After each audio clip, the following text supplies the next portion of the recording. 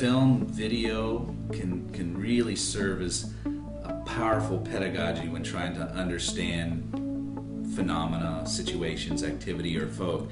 I sort of call it the ability to do some deep hanging out with a purpose. Documentary filmmakers have learned where you see the rich ones, those people who immerse themselves for a period of time. And then, you get into these distinctions when you're talking with folks who come out of the tradition of ethnography and anthropology. Are you neutral? Where does the camera get placed? Are you a participant observer? For me as a filmmaker, I bracket that all a lot because I'm there to work with folks to get a story that they would like to tell, and I just sort of become the conduit to that. Context of academic journals. Well, that video is nice, but where's your data? Where's your evidence? Where's your methodology? Well, I think you can be just as rigorous in doing a documentary film. Now, you're not going to probably make a film about your methods, but you can write about the methods that you did.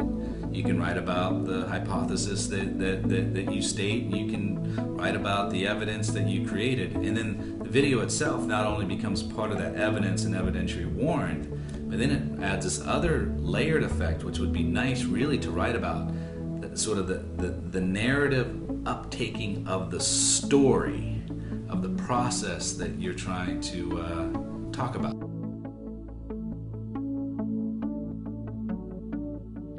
Child of the soil. I am the child of the soil, grew up in the dusty streets of a congested township where no tranquil prevails. How I wish I could delay the golden gift from moving away as it bids us goodbye, leaving behind the misty horizon at dusk and noise gradually fading away. But soon the sky will sparkle with diamonds that fill our hearts with warmth and hope as little creatures move out to greet the night and claim their freedom. Yes, it is time for me to rest, for the day's work is done and the lingering blaze is dying out. Very soon the morning will come crawling. The name of the film is Mazazake, building each other. Mazazake is a Xhosa word which means to build each other through cultural exchanges and through the arts. So if apartheid was a word that meant separate politically based on race, and was the dominant sort of political worldview since 1948 to 1994 in South Africa. If apartheid meant to separate, Mazazake means to bring together. And how do you overcome the hangover of apartheid?